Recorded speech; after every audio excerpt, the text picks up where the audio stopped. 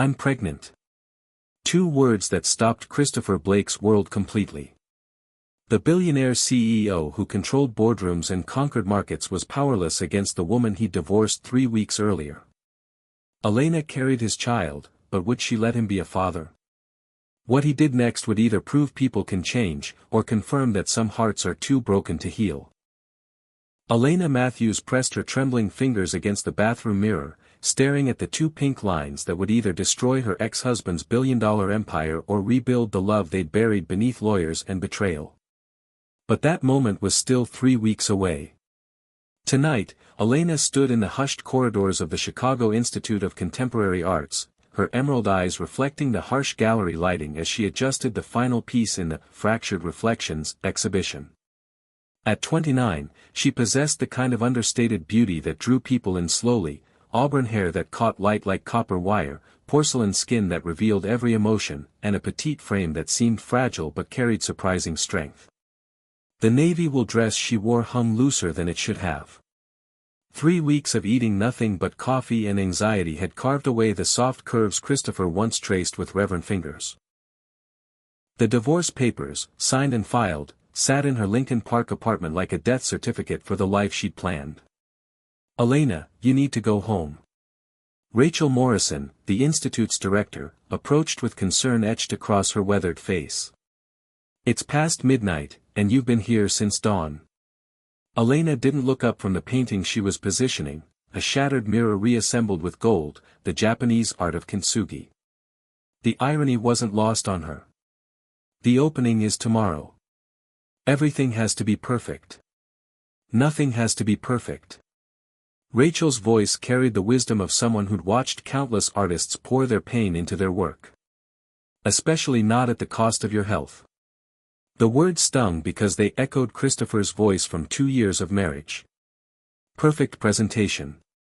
Perfect timing. Perfect image.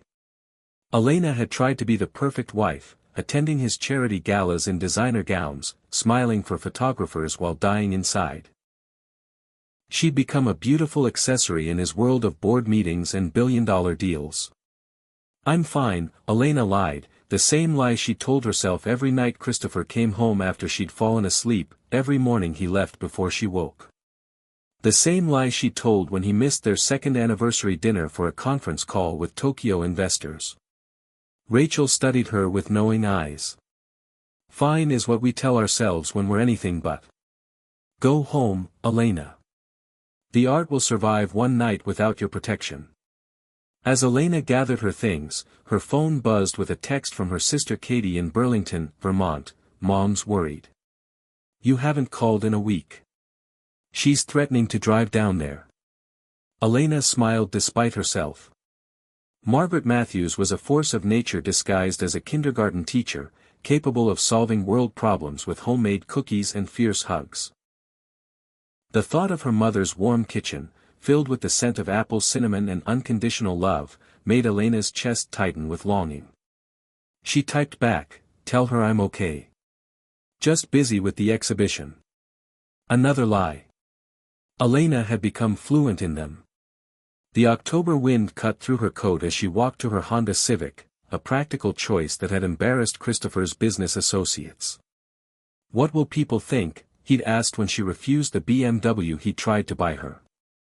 Now she understood he hadn't been concerned about her happiness, but about how her choices reflected on his image. 2,500 miles away, in a gleaming Palo Alto office tower, Christopher Blake sat in darkness, surrounded by the empire he'd built and the silence he'd inherited. At 34, he commanded boardrooms with the kind of presence that made venture capitalists open their checkbooks and competitors reconsider their strategies. 6'2" with broad shoulders earned from college rowing, dark hair that had begun showing silver at the temples, and steel-gray eyes that missed nothing, except what mattered most. The wedding photo hidden in his desk drawer mocked him. Elena's laugh, captured forever in that moment at Napa Valley's Auberge du Soleil, reminded him of everything he'd sacrificed for stock options and market dominance. She wore a simple ivory dress that day, wildflowers in her hair instead of the elaborate arrangements his mother had suggested. "I want to marry you, not impress a magazine," Elena had said, and he'd fallen in love with her all over again. The crystal tumbler in his hand held 2 fingers of Macallan 25, a bottle that cost more than most people's monthly salary. The whiskey tasted like ash. Everything did now. His phone showed 47 missed calls from investors, 12 from his board of directors, and 0 from the only person whose voice he craved. Elena had been radio silent since signing the papers 3 weeks ago. He'd expected anger, tears, demands for alimony. Instead, she'd taken nothing but her clothes and the small painting he'd bought her on their first date, a watercolor of Lake Michigan at sunset. Blake Industries reports record third-quarter profits, his computer screen announced. The stock price had soared past $400 per share. Wall Street celebrated while Christopher drowned in success that felt like failure. His assistant's voice came through the intercom, "Mr. Blake. Your car is waiting downstairs." Christopher had forgotten about the charity gala at the San Francisco Museum of Modern Art. Another obligation, another performance as the eligible bachelor who'd let the perfect wife slip away. The irony cut deep. He'd be surrounded by art, the thing that had brought Elena into his life and the thing he'd ultimately forced her to choose between. He closed the wedding photo, locked it away, and straightened his black tie. The show must go on. In Chicago, Elena sat in her darkened apartment, surrounded by moving boxes she couldn't bring herself to unpack. The space felt temporary, like a hotel room where she was waiting for her real life to begin. Through the window, Lake Michigan stretched endlessly, its surface reflecting the city lights like scattered diamonds. Her phone rang. Christopher's name appeared on the screen, and her heart performed the same traitorous dance it had for 3 years. She let it go to voicemail, as she had for the past 21 days. Later, she would listen to his voice, rough with emotion he rarely showed, asking how she was, if she needed anything, whether they could talk. But not tonight.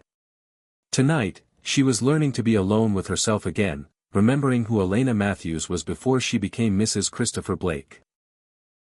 The woman who spent hours in art museums, who believed broken things could be beautiful again, who loved coffee shops with mismatched chairs and bookstores that smelled like possibility. Her laptop displayed the email she'd been composing for weeks. "Dear Christopher, I hope you're well. I wanted to let you know." She deleted it for the 100th time. Some conversations couldn't happen in writing. Elena pulled a soft lavender throw around her shoulders, a wedding gift from her grandmother that Christopher had always said clashed with the apartment's modern aesthetic. Now it felt like armor against the memories that threatened to pull her under. Tomorrow, the exhibition would open. Critics would analyze the broken and rebuilt pieces, writing reviews about transformation and resilience. They wouldn't know that the curator who arranged each fragment understood intimately what it meant to be shattered, or that she was still learning whether gold could make the cracks beautiful instead of just visible. As midnight settled over 2 cities, 2 hearts beat with the same rhythm of regret and longing. Elena fell asleep clutching the pregnancy test she didn't yet know she needed to take, while Christopher stared at a ceiling that held no answers, only the weight of choices that couldn't be undone. Neither knew that in 3 weeks, 2 pink lines would force them to confront the love they'd buried beneath pride and fear, or that sometimes the most beautiful art comes from learning that broken doesn't mean worthless, it just means ready to be rebuilt. What do you think happened to their marriage? Share your thoughts in the comments below, and don't forget to subscribe for the continuation of Elena and Christopher's story. Sometimes love needs to break completely before it can heal properly.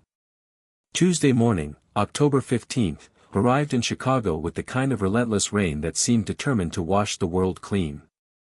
Elena Matthews woke to the sound of water drumming against her apartment windows, her stomach churning with a nausea that had nothing to do with the weather. For the past week, she'd blamed the queasiness on stress. The exhibition opening had been a triumph. Chicago Tribune called it a masterpiece of curatorial vision, but success felt hollow when you had no one to share it with. She'd stood in the gallery surrounded by admirers, accepting congratulations while feeling like a ghost haunting her own life. Now, perched on the edge of her bathroom counter at 6:47 a.m., Elena stared at the digital pregnancy test in her trembling hands. The words, pregnant 2 to 3 weeks, glowed back at her with clinical certainty, shattering her carefully reconstructed world into a million pieces. No, no, no, she whispered, her voice echoing off the white subway tiles. Her hands shook so violently she nearly dropped the test. This can't be happening. But the timeline aligned with brutal precision. Their last night together, 6 weeks ago, when Christopher had come home from a disastrous board meeting and found her packing her final boxes.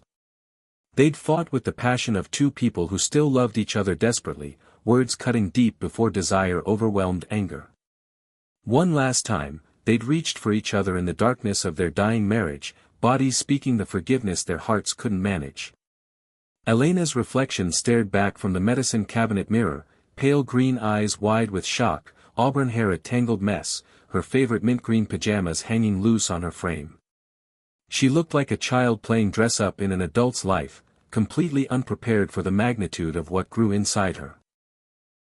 The baby belonged to a man who'd chosen conference calls over her tears, who'd missed their anniversary dinner to close a deal in Singapore, who'd signed divorce papers without fighting for what they'd built together. The same man whose name still made her heart skip, whose voice on her voicemail she played like a broken record when loneliness threatened to consume her. Her phone buzzed against the marble counter. A text from Katie, "Mom wants to know if you're eating enough.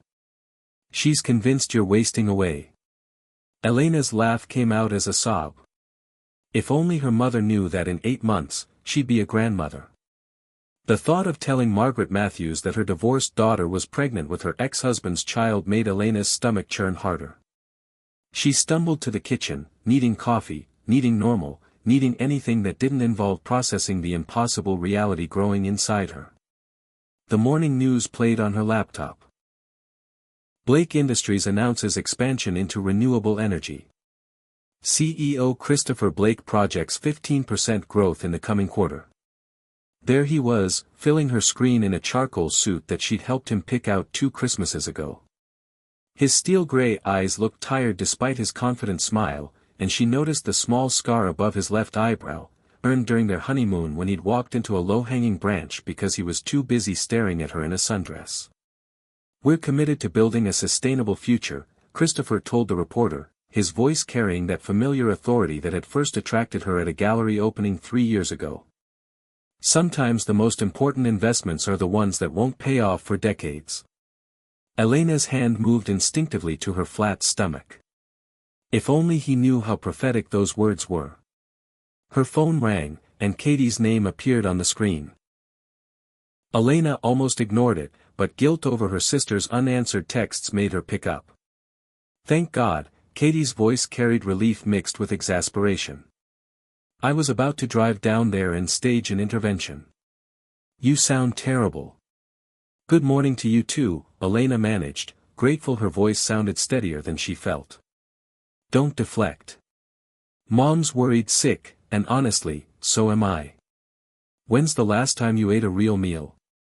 And don't tell me coffee and anxiety count as breakfast." Elena opened her refrigerator, confronting the evidence of her recent neglect: wilted lettuce, expired yogurt, and a takeout container she was afraid to identify. "I've been busy with work. Elena Marie Matthews, I've known you for 29 years. You're lying." The use of her full name, delivered in Katie's stern teacher voice, almost broke Elena's composure. Her sister was only 2 years older, but she'd appointed herself Elena's protector since childhood, fierce as a mama bear despite her petite frame and pixie-cut blonde hair. "I'm fine," Elena repeated the lie that was becoming her mantra. "No, you're not. You're hiding something, and it's eating you alive. Whatever it is, you can tell me." Elena's throat tightened. Katie would be supportive, she always was, but telling her meant making it real. Once the words left her mouth, there would be no taking them back, no pretending this was just a bad dream. "I can't," Elena whispered. "Not yet." "Okay." Katie's voice softened. "But when you're ready, I'm here. And Elena? Whatever it is, we'll figure it out together. That's what family does." After hanging up, Elena sat in her kitchen island stool, staring at the pregnancy test she'd carried with her like evidence of a crime. Outside, Chicago awakened to another gray October day. Commuters hurrying past her window with umbrellas and purpose, living lives that made sense. 2,500 miles away, Christopher Blake stood in his corner office, holding a phone that had just delivered news that would reshape everything he thought he knew about his future. "She wants to meet," his assistant Jennifer had announced, her usual professional composure tinged with curiosity. "Elena Blake, Elena Matthews. She texted this morning asking if you could talk. She said it's important." Christopher's heart had stopped. Elena never reached out first. Their entire relationship, she'd been the one waiting, for him to come home, to prioritize her, to fight for them. That she was asking to meet meant something momentous had happened. Now he paced his office like a caged animal, his mind racing through possibilities. Had she met someone new? Was she moving away? The thought of Elena rebuilding her life without him made his chest tight with panic he'd been suppressing for 3 weeks. His phone displayed her message, "Can we meet today? I have something to tell you. It's important." He'd responded immediately, of course. When and where? Her reply had taken 27 minutes that felt like hours. Millennium Park, by the Bean. 2 p.m. Christopher glanced at his watch, 11:43 a.m. 2 hours and 17 minutes until he'd see Elena again. 2 hours and 17 minutes until whatever she needed to tell him either rebuilt his world or finished destroying it. He cancelled his lunch meeting with potential investors, ignored the stack of contracts requiring his signature, and stared at the Chicago weather report on his computer screen. Rain was forecasted all afternoon. Elena hated getting caught in the rain. It made her hair curl in ways that embarrassed her but that he'd always found beautiful. The irony wasn't lost on him that they were meeting at Cloud Gate, the sculpture Elena had dragged him to see on their second date. She'd been enchanted by how it reflected the city back at itself, creating something new from what already existed. "It's like seeing Chicago through different eyes," she'd said, and he'd been so busy checking emails on his phone that he'd barely listened. Now he remembered every word. Christopher pulled out his phone and did something he hadn't done in months. He cleared his entire afternoon schedule. Whatever Elena needed to tell him, she deserved his complete attention. It was the least he could do, and maybe the most. As Elena sat in her apartment, working up the courage to face the father of her unborn child, and Christopher cancelled meetings to prepare for a conversation that would change everything, neither knew that sometimes the most beautiful transformations begin with the most terrifying revelations. The rain continued to fall over Chicago, washing the city clean for whatever came next. The moment that changes everything is about to arrive. What do you think Elena will say when they meet? Drop your predictions in the comments, and hit that subscribe button because this story is just getting started. Sometimes the biggest surprises come in the smallest packages. Elena sat in the corner booth at Lou Mitchell's on West Jackson Boulevard, her hands wrapped around a cup of coffee she couldn't bring herself to drink. The iconic diner buzzed with its usual Tuesday lunch crowd, construction workers trading stories over stacks of pancakes, businesspeople stealing moments away from downtown offices, tourists following guidebook recommendations for authentic Chicago dining. The familiar comfort of red vinyl seats and checkered floors should have calmed her, but nothing could quiet the storm raging in her mind. Across from her, Katie Matthews Sullivan stirred sugar into her tea with mechanical precision, waiting for Elena to speak. "You look like you've seen a ghost," Katie finally said, her blue eyes sharp with concern. She'd driven down from Burlington the moment Elena called, arriving at O'Hare with nothing but a purse and the fierce determination that had carried her through single motherhood and law school. Elena pushed scrambled eggs around her plate, the smell making her stomach revolt. "I wish it were that simple. Elena." Katie reached across the table, covering her sister's hand with warm fingers. "Whatever it is, we'll handle it. Remember when you were 16 and thought the world was ending because you dented Dad's car? This can't be worse than that." A bitter laugh escaped Elena's lips. "Actually, it can." She pulled the pregnancy test from her purse, the third one she'd taken that morning, desperate for a different result. All three had confirmed what her body already knew. Katie's eyes widened, her teacup clattering against the saucer. "Oh, honey."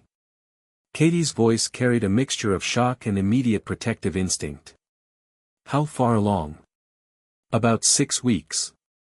Elena's voice barely rose above a whisper. "It happened the night before I moved out. We weren't even talking to each other properly, but somehow." She trailed off, remembering hands that knew her body better than her own, desperate kisses that tasted like goodbye. Katie processed this information with the methodical approach that made her an excellent attorney. "Does Christopher know?" "I texted him this morning. Asked to meet."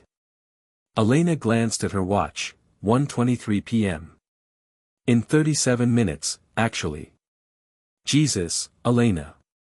You're going to tell him at Cloud Gate? In public?" "Jesus, Elena. You're going to tell him at Cloud Gate? In public?" "I don't know if I'm going to tell him at all." The words tumbled out, releasing the fear she'd been carrying all morning. What if he thinks I'm trying to trap him? What if he demands a paternity test? What if he wants nothing to do with the baby? Katie's expression softened. Despite their 2-year age difference, she'd been Elena's fiercest protector since childhood, the one who'd held her hand through every heartbreak and celebrated every triumph. What if he surprises you? Christopher doesn't do surprises. He does calculated decisions and risk assessments. Elena's voice turned bitter. "I can already see him pulling out his phone to call his lawyers, figuring out custody arrangements and child support payments like it's another business deal." The diner's warm atmosphere couldn't penetrate the chill that had settled in Elena's bones. She watched a young couple at the counter sharing a piece of pie, the woman's hand resting on a small bump beneath her sweater, her partner's eyes bright with anticipation. That should have been her and Christopher, planning nurseries and debating baby names, not meeting like strangers to discuss an accidental pregnancy. "You know what the worst part is?" Elena continued, tears threatening. "Part of me is terrified to tell him, and part of me is desperate to see his face when he finds out." "What kind of person does that make me?" "Human," Katie said simply. "It makes you human. You loved him, Elena. You still love him." Elena's denial died on her lips because Katie was right. 3 weeks of separation hadn't erased 2 years of marriage or the year of courtship before that. She still reached for her phone when something funny happened, still saved articles she thought he'd find interesting, still wore the small diamond earrings he'd given her for their first Christmas together. "Love isn't enough," Elena said, echoing the words that had haunted their final fight. "I loved him when he missed our anniversary. I loved him when he took calls during our honeymoon. I loved him when he chose his board meeting over my gallery opening. Love didn't make him show up." Katie sipped her tea thoughtfully. "People change, Elena. Maybe losing you taught him something. Or maybe it taught him that his company is more reliable than relationships." Elena pushed her untouched eggs away. "Katie, I can't do this again. I can't spend 9 months hoping he'll prioritize this baby only to watch him choose conference calls over soccer games and business trips over bedtime stories." The truth hit her like a physical blow. She wasn't just afraid Christopher would reject the baby, she was terrified he'd repeat the patterns that had destroyed their marriage, leaving their child feeling invisible and unimportant the way she had. Meanwhile, across the city in his office, Christopher paced behind his desk like a caged panther. The rain had intensified, turning Michigan Avenue into a river of umbrellas and hurried footsteps. He'd changed clothes 3 times, finally settling on dark jeans and a navy sweater, casual enough not to seem presumptuous, nice enough to show he cared about the meeting. His reflection in the window looked haggard. 3 weeks of whiskey dinners and 4-hour sleep cycles had carved hollow shadows under his eyes. His business was thriving. Blake Industries had just signed the largest renewable energy contract in company history, but success felt meaningless when he had no one to share it with. The intercom buzzed. "Mr. Blake?" Your mother is online too. Christopher closed his eyes. Patricia Blake had an uncanny ability to call at the worst possible moments, usually with demands disguised as suggestions about his personal life. Christopher, darling. His mother's cultured voice carried the authority of someone accustomed to being obeyed. I've been thinking about Thanksgiving. You should bring someone. Mother, I'm divorced. Remember? Exactly why you need to get back out there. I know several lovely women who would be perfect for you. Amanda Rothschild's daughter just finished her MBA at Wharton, and the Henderson girl is quite accomplished. I'm not interested in being set up. Christopher cut her off, his patience fraying. I'm actually about to leave for a meeting. Business on a Tuesday afternoon? Really, Christopher, you work too much. Your father always said that balance was key to.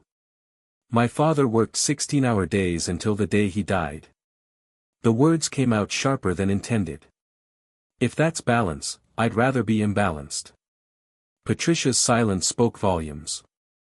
Christopher's relationship with his father remained a wound that never quite healed. A man who'd built an empire but barely knew his son's middle name, who'd taught Christopher that success meant sacrifice and emotions were weaknesses to be eliminated. I'm concerned about you, Patricia said finally. This divorce has you isolating yourself. Elena was never right for you anyway, too artistic, too emotional. You need someone who understands your world. Christopher's grip tightened on the phone. Elena understood my world better than anyone.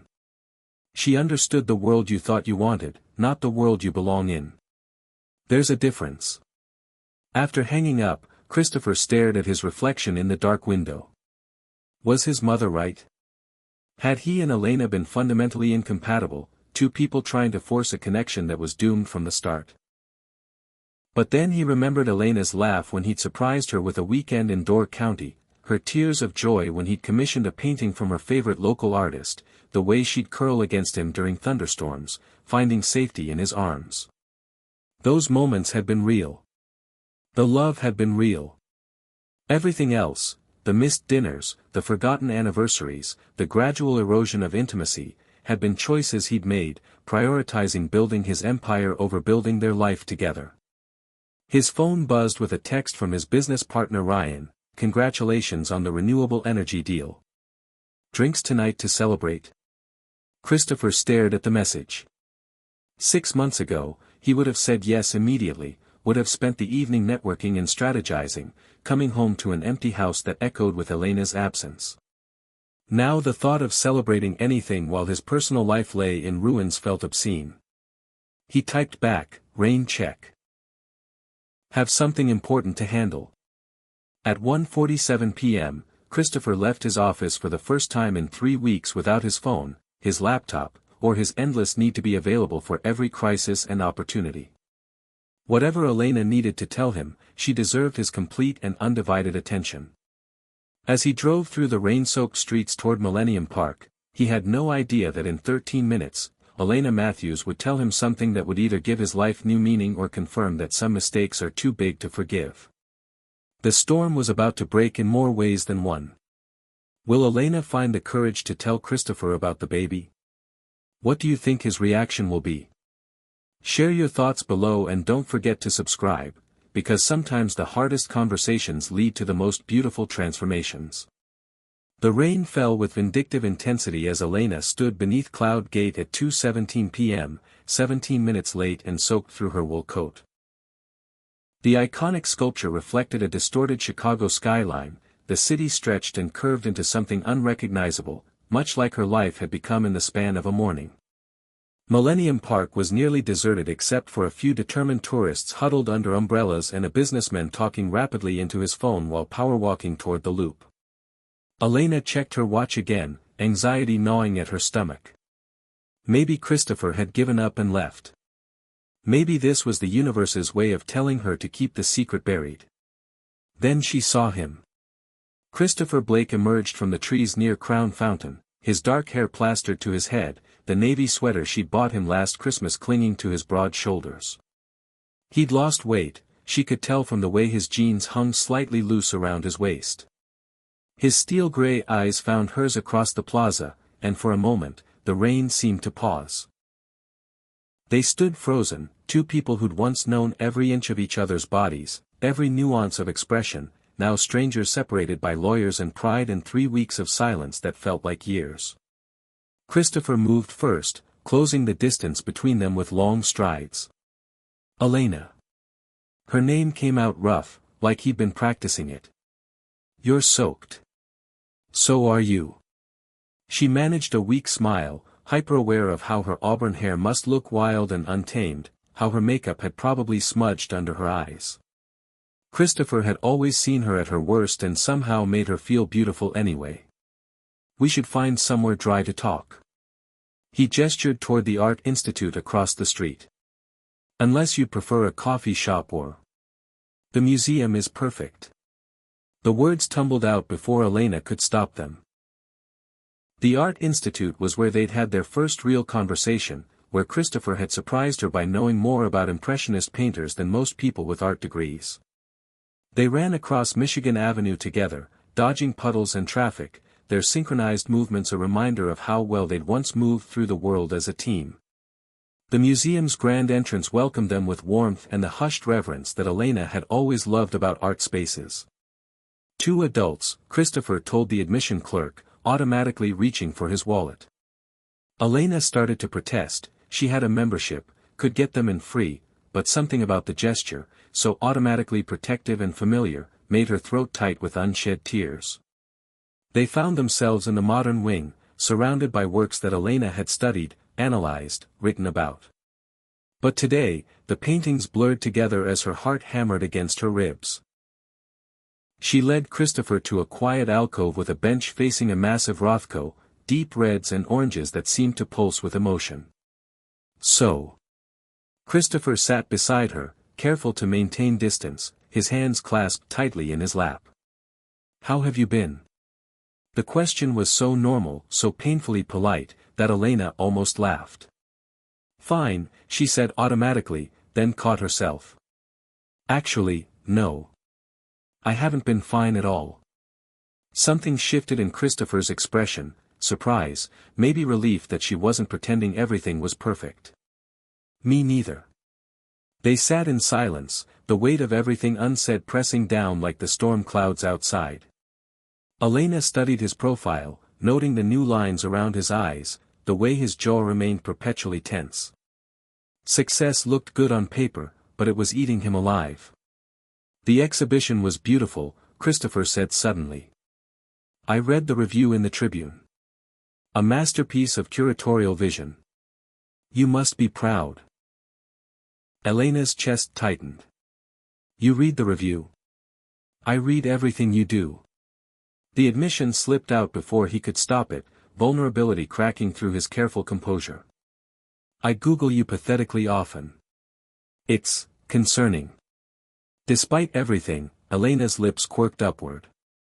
That is concerning. You should probably get help for that. I should probably get help for a lot of things. Christopher's voice carried a self-awareness that hadn't been there during their marriage. Elena, I need to tell you something. About why I've been calling. Christopher. Elena cut him off, her pulse racing. If she didn't say it now, she never would. I'm pregnant. The words hung in the air between them like a physical thing. Christopher went completely still, his face cycling through shock, confusion, and something that might have been hope before settling into careful blankness. Pregnant, he repeated slowly, as if testing the word. How, when? 6 weeks. Elena's voice came out steadier than she felt. The night before I moved out. Thunder crashed overhead, making them both jump. The storm was intensifying, turning the museum windows into rivers of water that distorted the city beyond. Elena watched Christopher process the information, his brilliant mind calculating timelines and implications with the same precision he applied to business deals. Are you? He stopped, started again. How are you feeling? Physically, I mean. Are you okay? The concern in his voice was so genuine, so immediately focused on her well-being rather than the complications this created, that Elena's careful composure cracked. Scared, she whispered. I'm terrified. Christopher's hand moved instinctively toward hers, then stopped halfway, uncertain if touch was welcome. Elena, don't. She held up a hand, needing to get everything out before her courage failed. Don't say anything yet. I know this is complicated. I know we're divorced. I know you probably think I'm trying to manipulate you or trap you somehow, but I swear I'm not. I thought you had a right to know. Manipulate me? Christopher's voice carried genuine confusion. Elena, why would you think? Because that's what your mother would say. The bitterness leaked through despite Elena's efforts to contain it. That's what your lawyers would say. That the struggling artist got herself pregnant to secure her financial future. Christopher's jaw tightened. My mother doesn't speak for me. And my lawyers definitely don't. Another crack of thunder shook the building, followed by a lightning flash that illuminated the gallery in stark white. The lights flickered ominously. Ladies and gentlemen, a security guard's voice echoed through the museum, due to severe weather conditions, we're implementing our shelter-in-place protocol. No one will be permitted to leave the building until the storm passes. Please remain calm and stay away from windows. Elena and Christopher looked at each other, the irony not lost on either of them. After 3 weeks of carefully avoided contact, they were now trapped together with a revelation that changed everything hanging between them. Of course, Elena muttered. Because this day couldn't get any more dramatic. Christopher almost smiled. Remember our second date? When we got stuck in the elevator at your gallery? Elena's heart clenched at the memory. They'd been trapped for 2 hours, talking about everything and nothing, sharing childhood stories and dreams for the future. That's when she'd known she was falling in love with him, not because of his success or his money, but because of the way he listened like her words mattered, the way he laughed at her terrible art history jokes. You told me about your father, Elena said softly. How he used to take you to his office on weekends because he couldn't stop working long enough to spend time with you at home. Christopher's expression grew pained. Elena. Is that what you're afraid of? Becoming him? The question slipped out, but once spoken, Elena realized it had been haunting her since the moment she saw those 2 pink lines. Because I can't watch you choose work over our child the way you chose it over me. The accusation hit Christopher like a physical blow. His hands clenched into fists, then relaxed, a visible struggle for control playing out across his features. You're right, he said finally, his voice barely audible over the storm. I did choose work over you. Over us. And it was the biggest mistake of my life. Elena's breath caught. Christopher Blake didn't admit mistakes easily, his pride had been one of the many walls between them. I've been sitting in my office for 3 weeks, he continued, trying to figure out how to fix what I broke. How to prove to you that I can be different. Better. And now. He gestured helplessly. Now there's a baby. Our baby, Elena corrected, her hand moving protectively to her still flat stomach. If you want it to be. Christopher's eyes followed her movement, and for the first time since she told him, she saw wonder break through his shock. You're really pregnant. We're going to have a baby. The way he said, we, made Elena's chest tight with dangerous hope. But hope had gotten her hurt before. Christopher, I need you to understand something. I won't spend 9 months wondering if you're going to show up. I won't have our child competing with board meetings and conference calls for your attention. If you can't promise me that this baby comes first. It does. The words came out fierce, immediate. Elena, it does. You both do. Lightning illuminated the gallery again, casting their faces in sharp relief. Outside, Chicago raged and stormed, but inside this quiet alcove, surrounded by art that spoke of human struggles and triumphs, 2 people who'd lost each other began to wonder if they might find their way back. The rain showed no signs of stopping, and neither did their conversation that would determine the course of 3 lives, Elena's, Christopher's, and the tiny heartbeat growing between them. What do you think Christopher will do to prove he's changed? Can Elena trust him with her heart again? Drop your thoughts in the comments and subscribe for more, because sometimes being trapped together is exactly what 2 people need to find their way back to love. Act 5, Backstory Unveiled. The storm showed no signs of relenting as Elena and Christopher found themselves alone in the museum's quiet corridor, the distant rumble of thunder providing a soundtrack to conversations they'd avoided for months. The security guard had dimmed the lights to preserve power, casting long shadows that made the familiar artwork look mysterious and new. Do you remember the first time we came here together? Christopher asked, his voice soft with memory. They'd moved to a different gallery, one featuring photographs of Chicago through the decades, as if being surrounded by the city's history might help them understand their own. Elena studied a black and white image of Lake Michigan from 1962, waves frozen in time like the moment before everything changed. You pretended to know about photography so you could impress me. I wasn't pretending. I took classes in college. Christopher moved closer, careful not to invade her space but drawn by the pull that had never quite faded. But yes, I was definitely trying to impress you. Why? The question came out smaller than Elena intended. After everything that had happened, she still needed to understand what had drawn him to her in the first place. Christopher was quiet for a long moment, studying her face in the soft gallery lighting. Because you saw things differently. When you looked at that painting, he gestured toward a nearby Monet, you didn't see market value or investment potential. You saw light and hope in someone's desperate attempt to capture something beautiful before it disappeared. Elena's throat tightened. And you wanted to see the world that way too. I wanted to see you see the world that way. Forever. Christopher's voice grew rough. I was so damn selfish, Elena. I wanted your light, but I didn't want to change the darkness in myself that would eventually snuff it out. The admission hung between them, raw and honest in a way their marriage had stopped being somewhere along the way.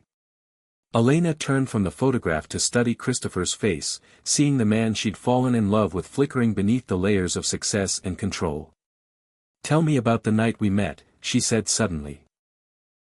Really tell me. Not the story we told at dinner parties. Christopher's mouth curved into the first genuine smile she'd seen from him in months. You want the real version. Every embarrassing detail. He laughed, and the sound sent warmth through Elena's chest despite everything. I wasn't supposed to be at that gallery opening. Ryan dragged me there because his girlfriend was showcasing her photographs. I was checking emails on my phone, being a complete asshole about the whole thing, when I heard this laugh. Elena remembered that night, September 15th, 3 years ago. She'd been wearing a simple black dress and feeling completely out of her league at the high-end gallery in River North. Your laugh, Christopher continued, was the most genuine sound in a room full of pretentious small talk. So I looked up from my phone, probably the first time I'd done that voluntarily in months, and saw you explaining to this incredibly pompous collector why his interpretation of a piece was missing the entire point. He was being condescending to the artist, Elena defended, though she was smiling now too. Talking about her work like she wasn't standing right there. You eviscerated him politely and brilliantly, and he had no idea what hit him. I was fascinated. Christopher's eyes grew distant with memory. I spent the next hour following you around that gallery, listening to you talk about art like it was alive, like each painting had a heartbeat. You asked me if I thought business and art could coexist, Elena remembered. I said only if the business remembered it was supposed to serve the art, not the other way around. And I knew I was in trouble. Christopher's voice grew soft. Because I'd spent my entire adult life believing the opposite. Thunder crashed again, closer this time, and the lights flickered ominously. They moved instinctively toward each other, years of muscle memory overriding their careful distance. What happened to us, Christopher? Elena's voice broke slightly. When did we stop being those people? Christopher was quiet for so long that Elena thought he wouldn't answer. When he finally spoke, his voice carried the weight of realizations that had come too late. Do you remember our first Christmas together? Before we were engaged? Elena nodded. Christopher had been traveling for work, stuck in Seattle due to a snowstorm that grounded all flights. She'd spent Christmas Eve alone in her small apartment, trying not to feel disappointed. I was sitting in that airport hotel room, Christopher continued, surrounded by contracts and spreadsheets, and all I could think about was how you'd probably made yourself hot chocolate and fallen asleep watching It's a Wonderful Life for the third time that week. I did exactly that, Elena whispered. I knew it. And I knew that you were probably sad but trying not to show it, probably texting me that you understood about work while secretly wishing I'd find a way to come home. Christopher's hands clenched at his sides. I should have driven through the night. I should have rented a car, hitchhiked, walked through the damn snow if I had to. But instead, I convinced myself that my work was too important, that you'd understand. Elena's chest ached with the memory. She had understood, at least she tried to. But that Christmas had been the first crack in the foundation of their relationship, the first time she'd realized that understanding often meant accepting second place. That's when it started, she said, the pieces falling into place. That's when we started building the pattern. I trained you to expect less. Christopher's voice was harsh with self-recrimination. Every missed dinner, every forgotten anniversary, every time I chose a board meeting over you, I was teaching you that work would always come first. And you let me, because you loved me and you thought that's what supporting my dreams looked like. Elena turned away, the truth too painful to face head-on. I enabled you. No. Christopher's voice was fierce. Elena, no. You loved me. You believed in me. You supported my ambitions even when they were destroying us. That's not enabling, that's the kind of love I didn't deserve and was too stupid to protect. But I should have fought harder, Elena insisted, years of self-blame pouring out. I should have demanded more. I should have made you choose. You did make me choose, Christopher said quietly. The night you asked for the divorce. You said you couldn't compete with Blake Industries anymore, couldn't live in a marriage where you always came second. And I chose the company.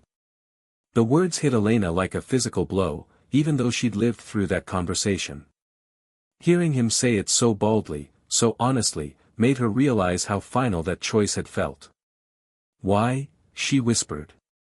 Why was it easier to let me go than to change?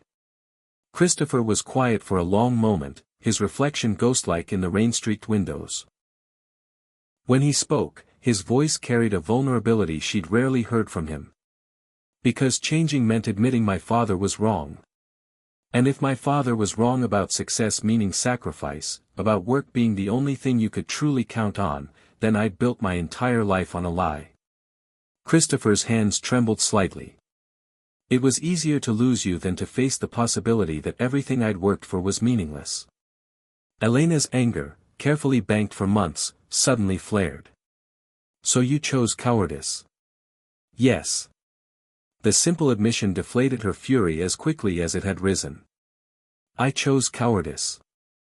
I chose familiar patterns over the terrifying possibility of becoming someone different. Someone better. And now? Elena's hand moved unconsciously to her stomach. What are you choosing now? Christopher turned to face her fully, his steel-gray eyes intense with an emotion she couldn't quite name. I'm choosing to be terrified, he said. I'm choosing to admit that I have no idea how to be a good father because mine was brilliant at business and terrible at love. I'm choosing to tell you that I've made mistakes that might be unforgivable, but that I want to try anyway. Christopher. I'm choosing you, Elena. You and our baby.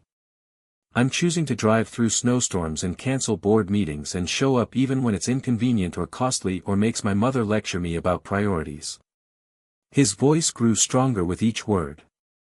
I'm choosing to learn how to put love first, even if I fail spectacularly in the process. Elena stared at him, searching his face for the lies she'd trained herself to expect, the careful calculations that had always lurked beneath his declarations.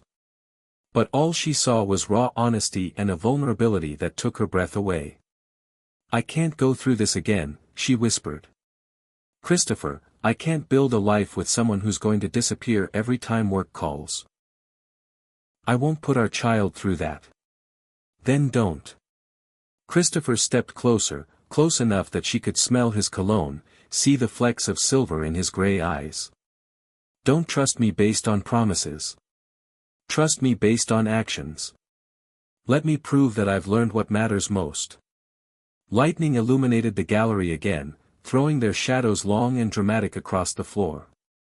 Outside, Chicago endured the storm, just as they were enduring their own tempest of memory and regret and dangerous hope. "How?"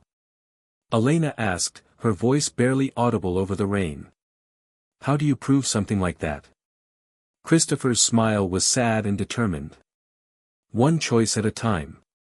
Starting now. Will Elena give Christopher the chance to prove he's changed? What would it take for you to trust someone who'd broken your heart?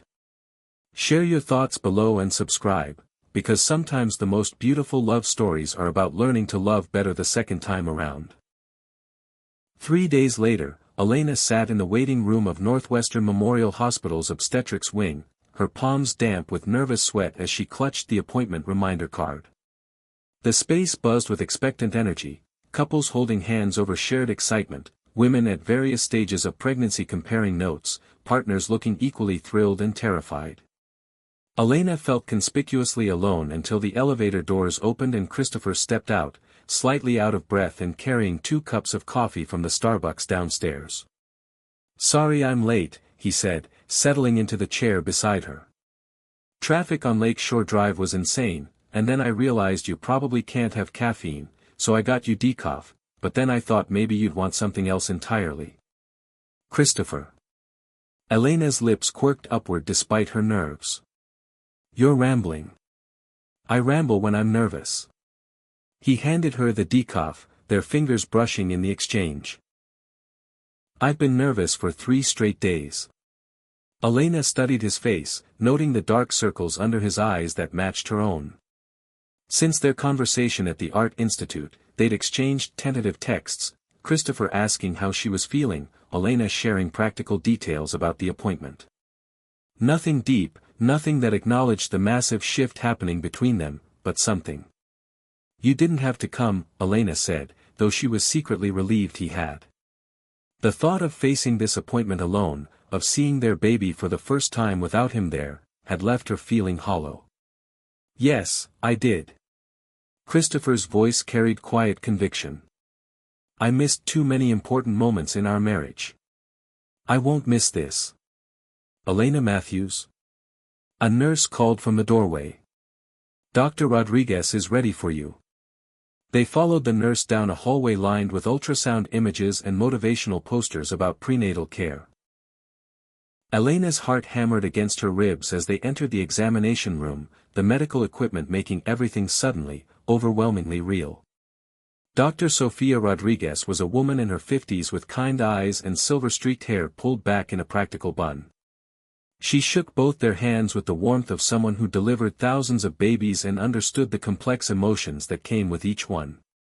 "So, Elena, this is your first pregnancy?" Dr. Rodriguez settled onto her rolling stool, chart in hand. "Yes." Elena's voice came out smaller than intended. Christopher reached over and took her hand without thinking, then paused, checking her face to see if the gesture was welcome.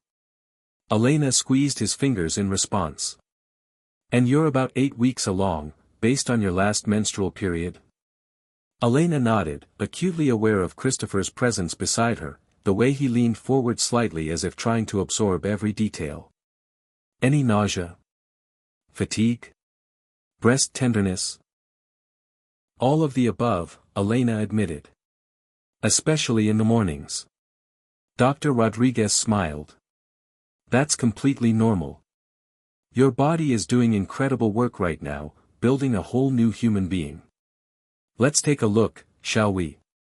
The ultrasound machine hummed to life, and Elena found herself lying back on the examination table, her shirt pulled up to expose her still flat abdomen. Christopher stood beside her, his hand still holding hers, his face a mixture of wonder and barely contained emotion. "This might be a little cold," Dr. Rodriguez warned, applying gel to Elena's stomach. The transducer moved across her skin, and suddenly the monitor filled with grainy black and white images that looked like weather patterns or abstract art. Elena stared at the screen, trying to make sense of what she was seeing. "There," Dr. Rodriguez said softly, pointing to a small, pulsing flicker on the screen. "Do you see that movement? That's your baby's heartbeat." Elena's breath caught. On the monitor, a tiny form took shape, barely bigger than a grape, but unmistakably alive, unmistakably real. The rapid flutter of the heartbeat filled the room through the machine speakers, strong and steady and miraculous. Christopher made a sound, half laugh, half sob, and his grip on Elena's hand tightened. "That's our baby," he whispered, his voice thick with emotion. "Elena, that's our baby." Elena couldn't speak past the tears streaming down her cheeks. For weeks, the pregnancy had been an abstract concept, a positive test and mounting symptoms. But seeing their child on the screen, hearing that impossible fast heartbeat, made everything crystalline and real. "Everything looks perfect," Dr. Rodriguez said, taking measurements and screenshots. "Baby is measuring right on track for 8 weeks, heartbeat is strong at 168 beats per minute. You're due approximately May 20th. May 20th, Christopher repeated, as if memorizing a sacred date. "That's 7 months, Elena finished, doing the math through her tears. 7 months. Dr. Rodriguez printed several ultrasound photos, handing them to Elena with a smile. "Your first baby pictures. Congratulations to both of you." As they left the hospital, Elena clutched the ultrasound photos while Christopher walked beside her in stunned silence. The October afternoon was crisp and bright, the storm from earlier in the week having washed Chicago clean and left everything sparkling. "Coffee?" Christopher asked as they reached the sidewalk. "I mean, more decaf for you. I'm not ready to say goodbye yet." Elena understood the feeling. Despite everything between them, she wasn't ready to return to separate lives, separate grief, separate joy. "There's a place in Lincoln Park. Near the zoo." They drove separately but arrived at Café Selmarie at the same time, settling into a corner table surrounded by the warm scent of baking bread and the comfortable murmur of afternoon conversations. Elena ordered herbal tea while Christopher got coffee that would probably keep him awake until dawn. "Look at this," Elena said, studying the ultrasound photo in the natural light. The tiny form was clearer now, more obviously human. "You can see the head, and these little buds that will be arms." Christopher leaned across the table, his shoulder brushing hers as they examined the image together. "It's so small. How is something that's small already a person?" 8 weeks, Elena murmured. "All the major organs are forming. The heart, the brain, tiny fingers and toes." She'd read every pregnancy website obsessively since taking the test, hungry for information about what was happening inside her body. "I've been reading too," Christopher admitted. "About fetal development, pregnancy nutrition, what to expect during each trimester. Did you know that by 12 weeks, the baby can hiccup?" Elena smiled despite herself. "You've been researching pregnancy?" "I've been researching everything. Cribs, car seats, college savings plans." Christopher's cheeks flushed slightly. "I may have gotten a little carried away." Christopher Blake, master of overpreparation, strikes again. "Hey, it's good to be prepared." But Christopher was smiling too, and for a moment, they felt like they used to, easy together, connected by shared wonder rather than divided by hurt. "Can I ask you something?" Elena's voice grew serious. "What changed? 3 days ago at the museum, you seemed different. Not just about the baby, but about everything." Christopher was quiet for a long moment, staring into his coffee as if it held answers. When he looked up, his eyes held a vulnerability she'd rarely seen during their marriage. "The night you left," he said slowly, "I sat in our house, my house, for about 6 hours, just looking around. And I realized that without you, it wasn't a home anymore. It was just an expensive box filled with things that didn't matter." Elena's throat tightened, remembering that last night, the weight of finality as she packed her art supplies and books. "I kept thinking about this conversation we had on our honeymoon," Christopher continued. "We were lying on the beach in Maui, and you asked me what I wanted our life to look like in 10 years. Do you remember what I said?" Elena shook her head, though something stirred in her memory. "I said I wanted Blake Industries to be the biggest renewable energy company in the Pacific Northwest. I wanted to expand into international markets. I wanted to build a corporate campus that would be featured in architectural magazines." Christopher's voice grew bitter. "I talked for 20 minutes about market share and quarterly projections. And you know what you did?" "What?" "You listened. You asked intelligent questions. You supported my dreams even though I hadn't asked about yours once." Christopher's hands clenched around his coffee cup. "Elena, I didn't even ask what you wanted our life to look like. I just assumed you'd be happy to build yours around mine." The memory came flooding back, the salt air, the warmth of Christopher's skin against hers, the way she'd felt both loved and invisible at the same time. She'd wanted to talk about the gallery she dreamed of opening, the art programs she wanted to develop for underprivileged kids, the family she hoped they'd build together. But he'd been so passionate about his vision that she'd pushed her own dreams aside, telling herself there would be time for her goals later. "I spent 2 years waiting for later," Elena said quietly. "Waiting for you to ask what I wanted, what I needed, what I dreamed about." "I know."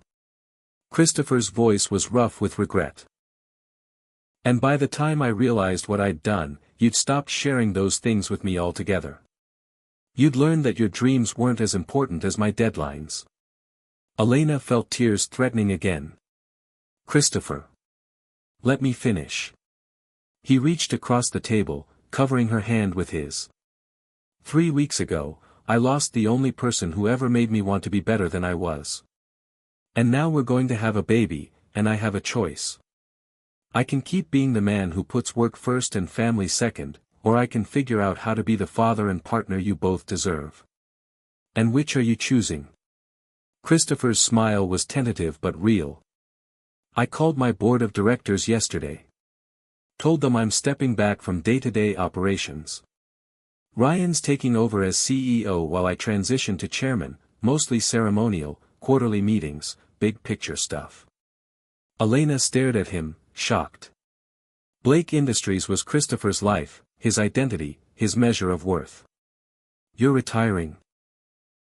"I'm reprioritizing." Christopher's thumb traced over her knuckles. "I want to be present for this, Elena. For doctor's appointments and midnight cravings and painting the nursery. I want to be the kind of father who knows his child's favorite bedtime story, not the kind who finds out about school plays from his assistant." The words were everything Elena had dreamed of hearing during their marriage, but fear held her back from complete joy. "What if you change your mind? What if you get bored or restless or? Then you call me on it." Christopher's voice was firm. "You tell me I'm screwing up, and I fix it. No more enabling, no more making excuses for behavior that hurts our family." Elena studied his face, searching for the calculation she'd learned to expect, the careful words designed to get what he wanted. But all she saw was sincerity and determination and a love she'd thought was lost forever. "Okay," she whispered. "Okay. Okay, let's try. Not getting back together, not yet. But let's try being friends. Co-parents. Let's see if you can really do this." Christopher's smile could have powered half of Chicago. "Elena Matthews, you just made me the happiest terrified man in Illinois." Despite everything, Elena laughed. "You're not the only one who's terrified." They sat in comfortable silence, both staring at the ultrasound photo between them, proof of the new life they'd created together and the chance they were giving each other to do better this time. Do you think Christopher can really change, or will old patterns die hard? What would you need to see to believe someone has truly transformed? Drop your thoughts below and subscribe for more, because sometimes love deserves a second chance, even when the first chance broke your heart. 2 weeks had passed since the ultrasound appointment, and Elena had allowed herself to hope. Christopher had kept every promise, attending her second prenatal visit, bringing her ginger tea when morning sickness struck, even showing up at her apartment one Saturday morning with paint samples for a potential nursery. Buttercream or sunrise yellow, he'd asked, spreading the swatches across her kitchen counter like they were the most important decision in the world. The internet says gender-neutral colors are best for early planning. Elena had laughed at his earnestness, at the way he'd clearly spent hours researching paint finishes and non-toxic formulas.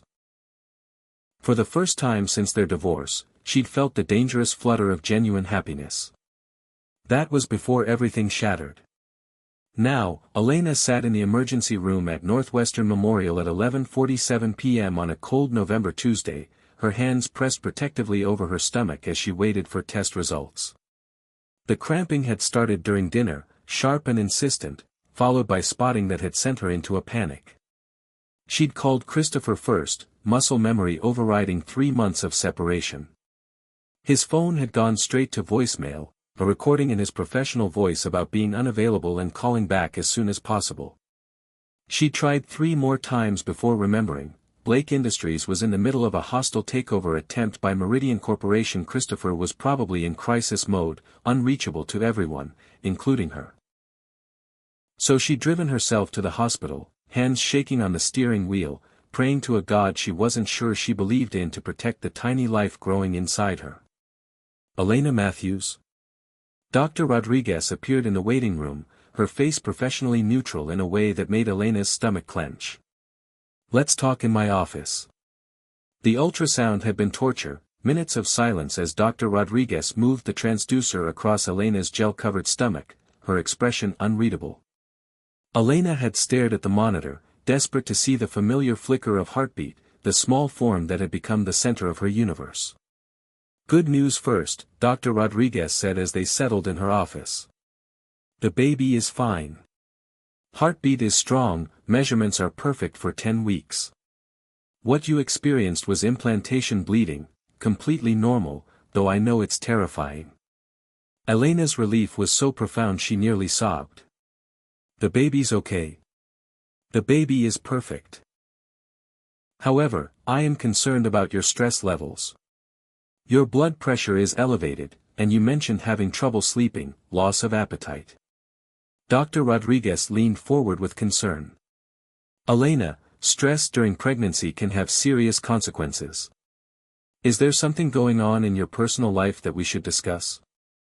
Elena thought about the hostile takeover, Christopher's phone going straight to voicemail, the way hope and fear had been warring in her chest for weeks. It's complicated. Most things worth protecting are. Dr. Rodriguez handed her a business card. I want you to consider counseling, both individual and couples if appropriate. And I need you to prioritize rest and stress reduction. This baby needs you healthy and calm. Elena drove home through empty Chicago streets, Dr. Rodriguez's words echoing in her mind. She needed Christopher to know the baby was okay, needed to hear his voice telling her everything would be fine. But when she tried calling again from her apartment, it went straight to voicemail once more. She was about to give up when her phone rang. Christopher's name appeared on the screen, and Elena answered before the second ring. Elena, thank God. I saw your missed calls, is everything okay? Is the baby? We're fine, Elena said quickly, relief flooding through her at the sound of his voice. There was some bleeding, but Dr. Rodriguez says it's normal. The baby's perfect. The silence on the other end stretched so long that Elena wondered if the call had dropped. Christopher. I'm here. His voice sounded strange, strained. Elena, I'm so sorry. I should have answered. I should have been there with you. Where were you? The question came out sharper than she intended, but fear had sharpened her edges. Meridians making their final push. Emergency board meeting that started at 6 and just ended. My phone was off for 4 hours. Christopher's voice carried exhaustion and guilt in equal measure. If I'd known. How could you know? I'm not your wife anymore. The words tasted bitter, but they were true. You don't owe me anything, Christopher. Elena, don't say that. You and the baby are the most important. Are we? Elena cut him off, 3 months of carefully managed emotions suddenly overwhelming her. Because it sure doesn't feel that way when I'm driving myself to the emergency room while you're in another board meeting that couldn't wait until morning. It wasn't like that. Elena, please, let me explain. But Elena was spiraling, Dr. Rodriguez's words about stress and old patterns of feeling invisible and unimportant crashing over her like a wave. You know what? Forget it. We're fine. The baby's fine. That's all you need to know. She hung up before Christopher could respond, then immediately regretted it. Her apartment felt too quiet, too empty, filled with the weight of fears she couldn't voice and hopes she was afraid to nurture. An hour later, Elena was curled on her couch with herbal tea and a pregnancy book when her phone buzzed with a text from her building's doorman, "Mr. Blake is here to see you. Should I send him up?" Elena's first instinct was to say no, to protect herself from another conversation that might chip away at the fragile trust they'd been rebuilding. But part of her, the part that had fallen in love with Christopher's determination 3 years ago, was curious about what had brought him across the city at midnight. "Send him up," she texted back. Christopher arrived looking like he'd run the entire way, hair disheveled, tie loosened, expensive suit wrinkled. He carried a pharmacy bag in one hand and flowers in the other, not the elaborate arrangements he used to send to her office, but simple daisies that looked like he'd grabbed them from a hospital gift shop. "Before you say anything," he said, slightly out of breath, "I know I screwed up. I know I wasn't there when you needed me, and I know that must have brought back every horrible memory of our marriage."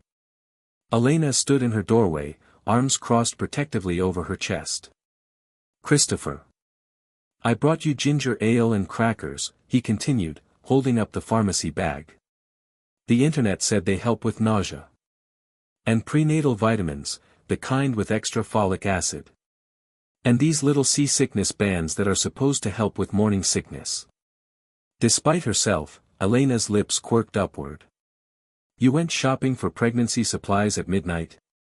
3 different 24-hour pharmacies, actually. Walgreens was out of the good crackers. Christopher's smile was tentative, hopeful. "Elena, can I come in? Please. I need to tell you something." Elena stepped aside, and Christopher entered her apartment like he was walking into a minefield. He set the flowers and pharmacy bag on her kitchen counter, then turned to face her with an expression she couldn't quite read. "I quit," he said simply. Elena blinked. "You what?" "I resigned from Blake Industries. Effective immediately." Christopher's voice was calm, but Elena could see the magnitude of the decision in his eyes. "I called an emergency board meeting at midnight, woke up half the board of directors, and told them I was stepping down permanently." Elena stared at him, struggling to process what he was saying. "Christopher, you built that company from nothing. It's your life's work." "No." Christopher stepped closer, his steel-gray eyes intense with conviction. "You're my life's work. This baby is my life's work. Blake Industries was just what I did while I was too scared to live the life I actually wanted." "You can't just quit your company because I had a scare." "I didn't quit because you had a scare," Christopher interrupted.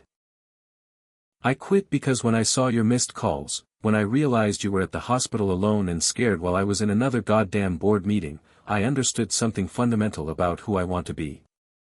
Elena's throat tightened with dangerous emotions. "And who's that?" "The man who answers when you call. The man who drives you to doctor's appointments and holds your hand during ultrasounds and brings you ginger ale at midnight when you're worried about our baby. Christopher's voice grew stronger with each word. The man who chooses love over everything else, every single time. Christopher, you're not thinking clearly. You're making huge decisions based on one night. I'm making decisions based on 3 months of clarity, Christopher said firmly. Elena, I spent 2 years choosing work over you, and I lost the best thing that ever happened to me. I won't make that mistake with our child. Elena wanted to believe him, wanted to trust that this time was different. But fear held her back, fear of hoping again, of building a life around someone who might disappear the moment the next crisis hit. What about money? She asked, grasping for practical concerns. What about your future, your identity? Blake Industries is everything you've worked for. Christopher smiled, and Elena saw a peace in his expression that had been missing during their entire marriage. I've got enough money to last several lifetimes. And my identity isn't CEO of Blake Industries, it's Elena's partner and our baby's father. If I'm lucky enough to earn those titles back. The words hit Elena like a physical blow, cracking open the walls she'd built around her heart.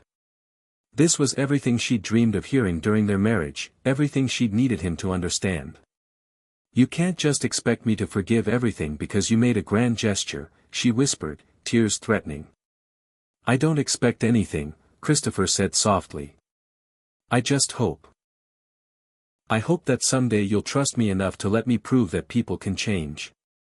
That love can learn to be better. Elena studied his face, searching for the calculation she'd learned to expect, the careful manipulation designed to get what he wanted. But all she saw was raw honesty and a vulnerability that took her breath away. For the first time since their divorce, Elena allowed herself to believe that maybe, just maybe, Christopher Blake had finally learned what mattered most. Can Elena trust Christopher's promises this time? What would it take for you to believe someone has truly changed? Share your thoughts in the comments and subscribe, because sometimes the most beautiful transformations happen when we have the most to lose.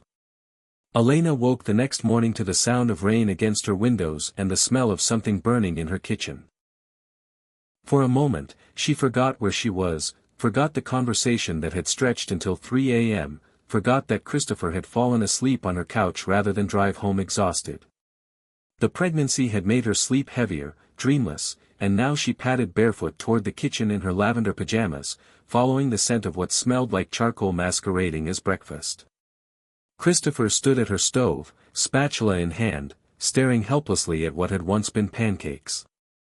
His hair stuck up at odd angles, his expensive dress shirt wrinkled from sleeping sitting up, and there was flour on his cheek.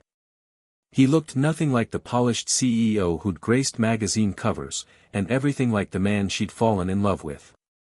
Please tell me you didn't burn down my kitchen trying to make breakfast, Elena said, unable to suppress a smile. Christopher turned, relief flooding his face when he saw her. I was going for romantic gesture. I may have achieved disaster instead. He gestured helplessly at the smoking pan. I forgot you only have one working burner, and apparently I never actually learned how to cook. Elena moved to the stove, turning off the heat and opening windows to clear the smoke. Christopher Blake, master of billion-dollar acquisitions, defeated by pancake mix. Hey, hostile takeovers are predictable. Pancakes are apparently not. Christopher's smile was sheepish but genuine. I also made coffee. Well, I made something brown that's technically coffee adjacent. Elena tested the coffee and winced. This tastes like it could dissolve paint. I may have used too much, everything. Christopher ran a hand through his disheveled hair. Elena, about last night. We need to talk, Elena interrupted, settling onto one of her kitchen stools. The morning light was less forgiving than midnight vulnerability, and she needed to know if Christopher's promises could survive the harsh reality of day. Christopher leaned against the counter, his steel-gray eyes serious. Whatever you need to say, I can handle it. Elena took a breath, gathering courage for the conversation that would determine their future. I've been thinking about what you said. About quitting Blake Industries, about choosing us over everything else. And I'm terrified you're going to regret it. The words tumbled out before Elena could stop them. Christopher, you've never not worked. Even in college, you had internships and side projects and 5-year plans. What happens when the novelty of playing house wears off? What happens when you get bored? Christopher was quiet for a long moment, his expression thoughtful rather than defensive. Can I tell you about the first time I held my nephew? Elena blinked at the apparent change of subject. Ryan's son. Tyler was 3 days old, maybe 6 pounds, and Ryan put him in my arms during a hospital visit. Christopher's voice grew soft with memory. I'd been checking emails on my phone, half listening to Ryan talk about sleep deprivation and diaper changes, thinking how glad I was that wasn't my life. Elena waited, sensing there was more. But then I was holding this tiny person, and he opened his eyes and looked right at me. Not through me, not past me, at me. Like I was the most important thing in his world in that moment. Christopher's throat worked with emotion. And I realized I'd never been anyone's most important thing. Not really. Christopher. Even during our marriage, I knew I wasn't your most important thing. Your art was, your passion was, your dreams that I never bothered to ask about were. Christopher's voice carried painful honesty. And you weren't mine either, not in practice. Blake Industries was always first. Elena's chest tightened with the truth of it. They'd loved each other desperately, but they'd never truly prioritized each other. When you told me you were pregnant, Christopher continued, I felt that same thing I felt holding Tyler. Like maybe, for the first time in my life, I could be someone's most important person. And maybe they could be mine. Elena studied his face, seeing vulnerability she'd rarely witnessed during their marriage. You think having a baby will fix what was broken between us? No. Christopher's answer was immediate, firm. I think we have to fix what was broken between us to be good parents to this baby. And Elena, I think we can do it. Based on what? 2 weeks of prenatal appointments and midnight pancakes. Christopher moved closer, settling onto the stool beside her. Based on the fact that for the first time in my adult life, I know exactly what I want. Not what I think I should want, not what my father trained me to want, what I actually want. Which is morning sickness duty and diaper changes and teaching our kid to ride a bike in Lincoln Park. Christopher's smile was soft, genuine.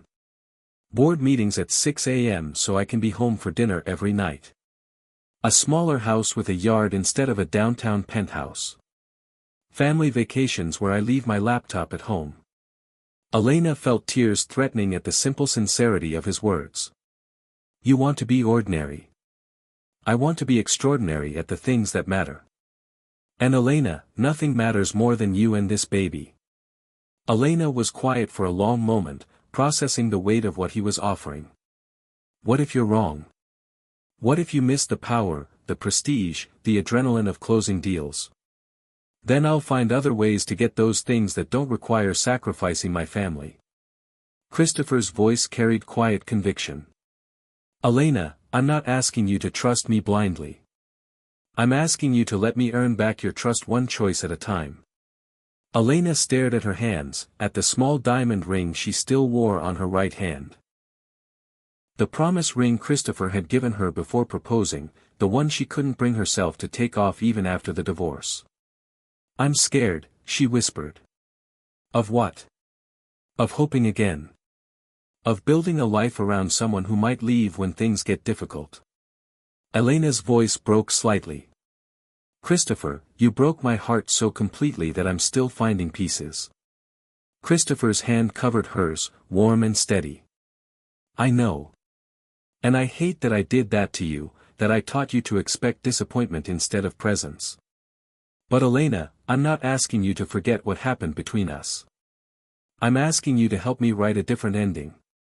Elena looked up at him, seeing the man she'd married flickering beneath the layers of success and control, the one who'd stayed up all night helping her hang her first art show, who'd learned to make her grandmother's soup when she was sick, who'd cried at their wedding because he couldn't believe someone like her could love someone like him. If we do this, she said slowly, if we try again, there have to be rules. Whatever you need. Family dinner every night unless there's a genuine emergency. And board meetings and conference calls don't qualify as emergencies. Done. No phones during meals, during bedtime stories, during any conversation that starts with, "I need to tell you something important." Absolutely.